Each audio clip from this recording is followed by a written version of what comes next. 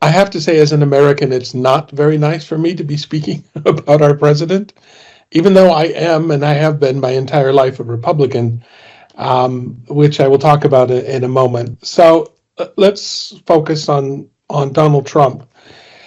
I certainly think that a person would be foolish to pretend that they could understand completely Donald Trump and his motivations and decisions, and certainly predict what he would do in the future. I think that's one of the things that's created so much uncertainty in the world, is the unpredictability of Donald Trump. But let me at least discuss what I think is a little bit behind the man and his policies, and if you can call them that, his reactions. And then perhaps talk about what likely outcomes will happen in the future. The first thing I think that we have to be very clear about is that with Donald Trump, you can't focus on one particular subject area, for example, Trump's response to Russia, and understand why he does what he does with Russia without fully understanding what Trump is and where Trump comes from. His approach to Russia is not substantially different from his approach, as we have seen in the last several months, to many things. And so when you consider that in less than 2 months in office, Donald Trump has basically fractured the United States' relationship with Europe. He has called into question Washington's commitment to NATO. He's blamed Ukraine for Russia's aggression. He's frozen military aid to Kyiv. He's withdrawn from key United Nations institutions.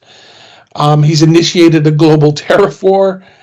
He's interrupted the global delivery of American aid and humanitarian assistance by trying to cancel the United States Agency for International Development, the largest foreign aid program in the world. And he's also signaled that the United States would like to break the central tenet of the sort of post-war global order, in that there's a prohibition against territorial expansion at the expense of other sovereign states. And he has threatened to do this in Canada, claiming they're the 51st state, Panama by retaking the Panamanian Canal, in Greenland, of course, as we know, and his casino land that he wants to build in Gaza. So all of these are substantial changes which have upset the international order. And his response to Russia and the way he is dealing with Russia is simply another indication of the way that Trump is thinking about the world. Now, in my opinion, I have to tell you that I don't think there is a Trump doctrine. There's no internationally significant theory behind what he does. He's not operating off of a doctrine that says, we should be treated better, or he doesn't have a doctrine. He has sort of reactions, and the reactions are driven by his concept of the world and his place in the world. And I think it's very much based on him personally.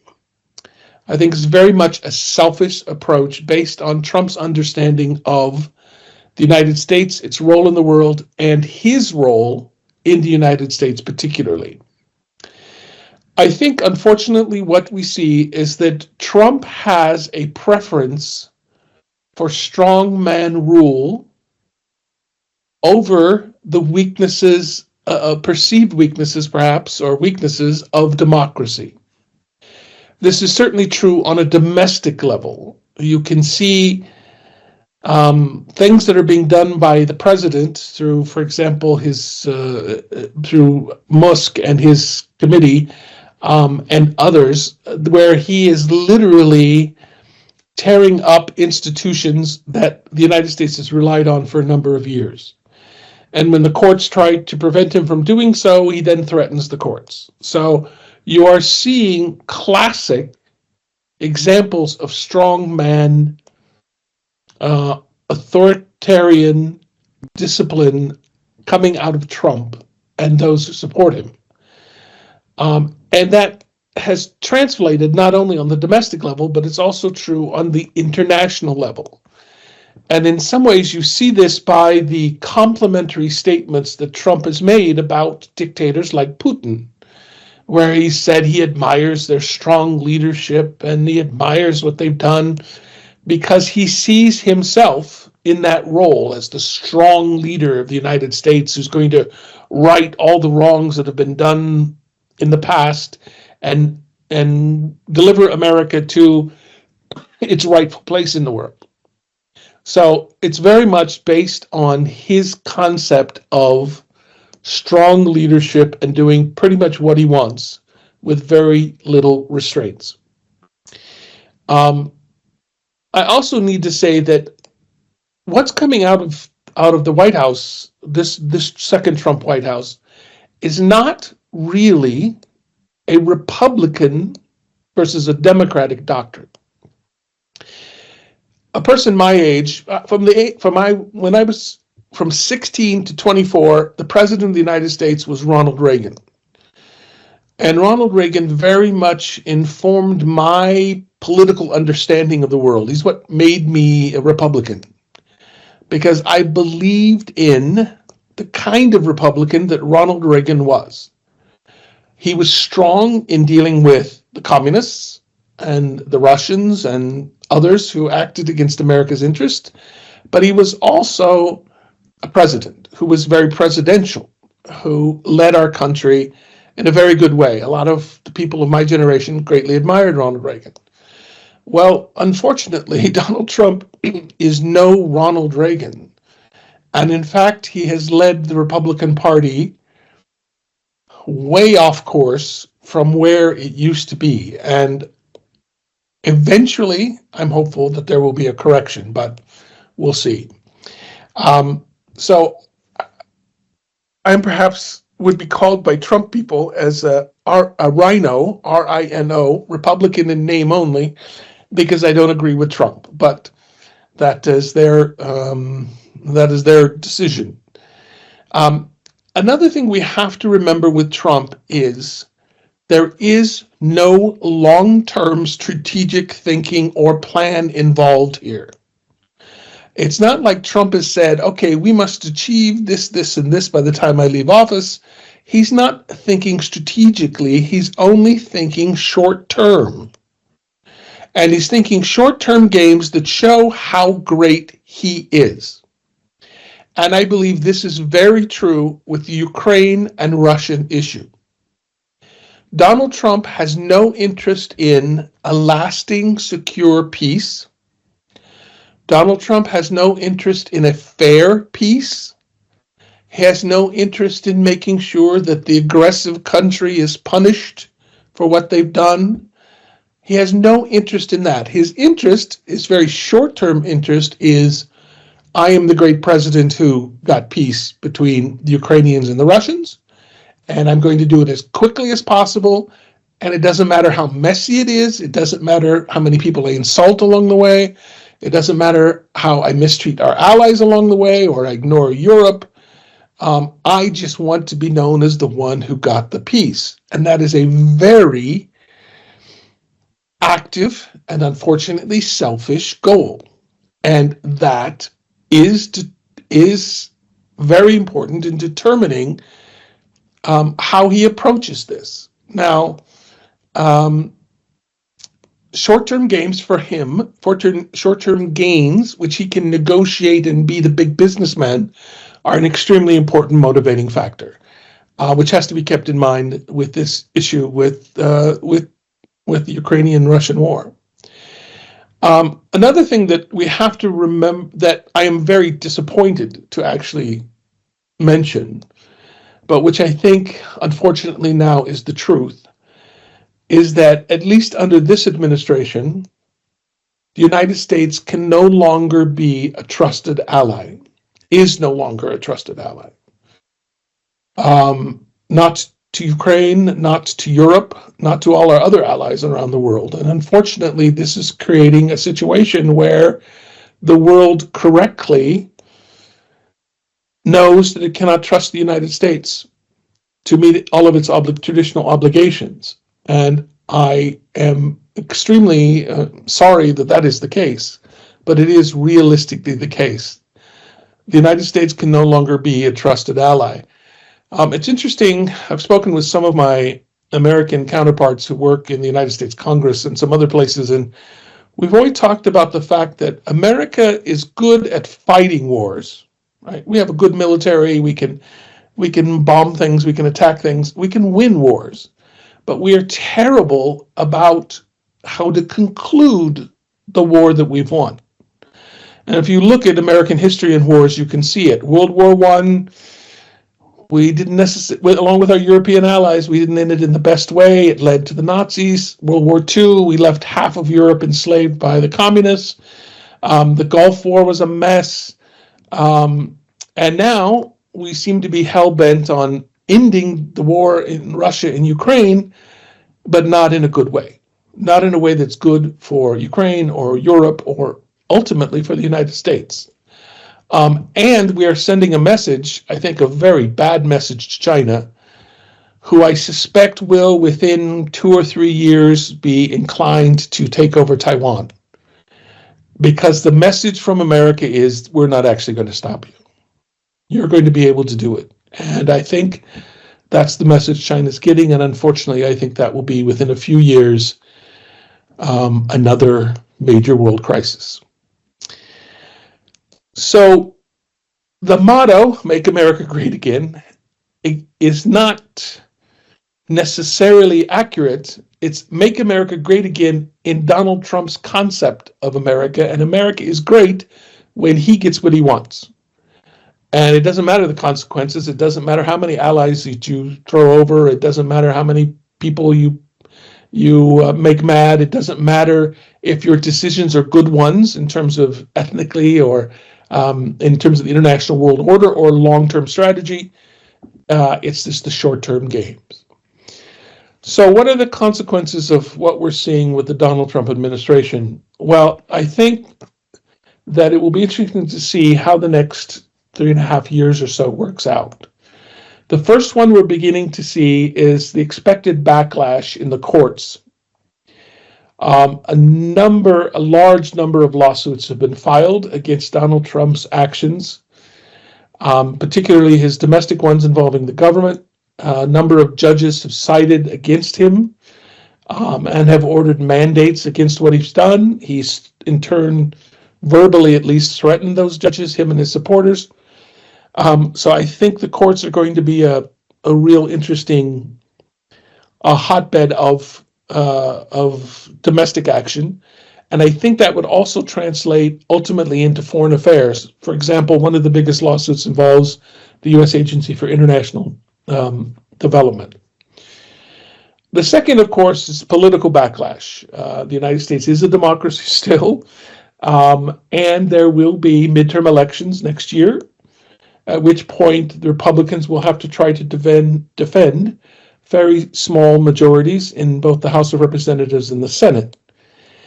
Now, this is tricky because, in my opinion, the people who are most responsible for Donald Trump being president right now is the Democrats.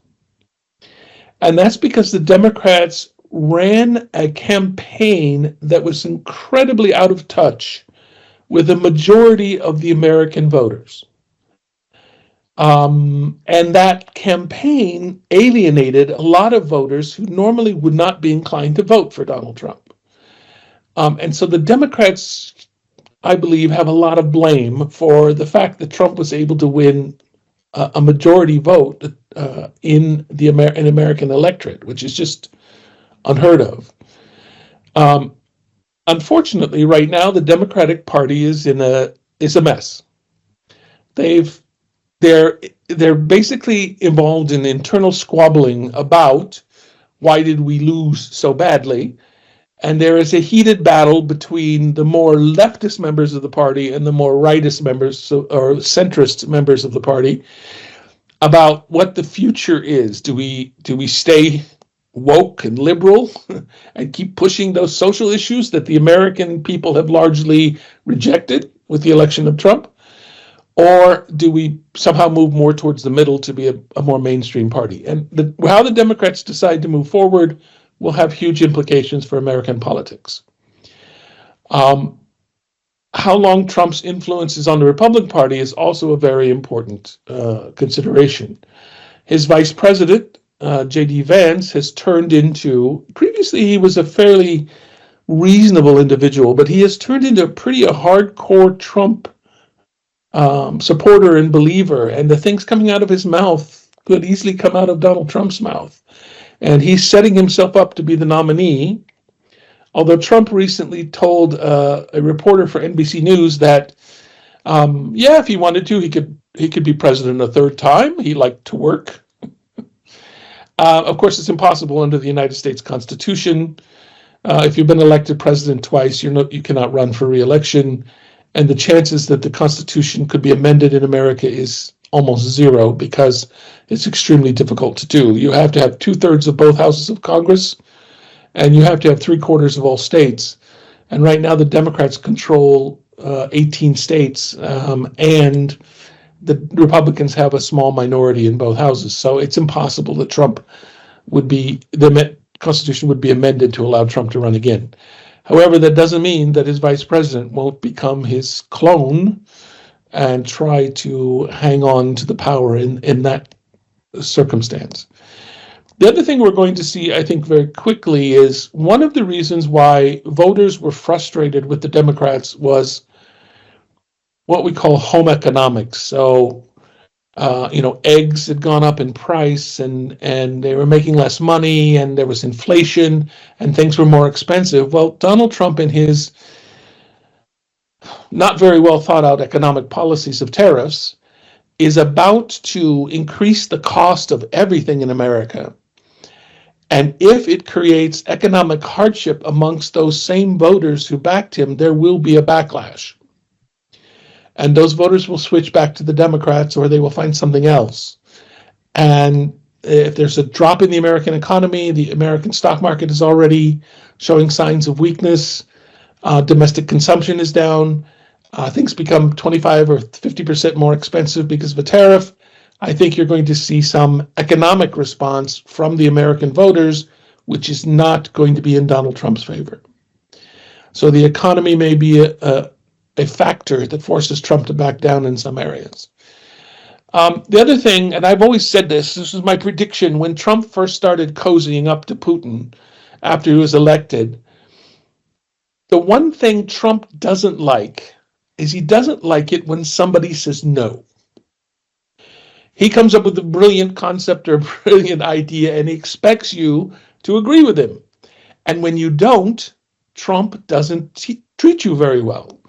And we saw this with the visit to the White House by the president of Ukraine, and the horrific way that Trump and the vice president treated him at that meeting in the Oval Office, which is unexcusable. And as an American, I apologize to my Ukrainian friends, because it was just unexcusable the way that your president was treated by ours.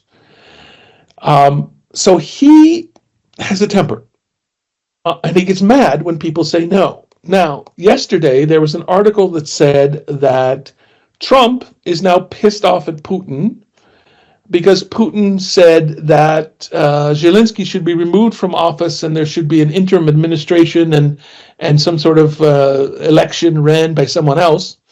And Trump's response to Putin was, you can't start making up this new shit. And apparently now Trump is threatening huge tariffs on any country that does business with Russia in order to push Putin further. I knew this was coming. This had to come because there's no way Putin is going to give Trump what he wants, everything that he wants. Although, Putin has been pretty good about working Trump and his ego so far. But eventually he's going to say no because the interests do not match up. And it will be interesting to see whether Trump's stubborn insistence and acts of revenge suddenly turn the Putin into the enemy, in which case you could see substantial American activity against the Russians, instead of against the victims in this war, which is the Ukrainians. So we're beginning to see that starting to break, and it'll be interesting to see how that eventually happens. Now, we survived 4 years of Trump before because the United States has a pretty sophisticated set of checks and balances in the press, in the non-governmental organizations, in the courts, in the electoral process. We still have those checks and balances. And it is early days, but those checks and balances will kick in. And I'm hopeful that at some point they will mitigate the worst of some of the things Trump is doing that are designed to really cause chaos more than to make America great again, at least in my opinion. So we'll see what happens. It'll be very interesting to see what happens and to see how Putin responds and to see how long Trump has patience for Putin's avoidance of making any decisions. So we will see what happens with that. And I'm not quite sure what the outcome is going to be, but my fingers are crossed that ultimately the United States will correct itself back to a role more consistent with what it should be in the international world order, in my opinion. So thank you very much.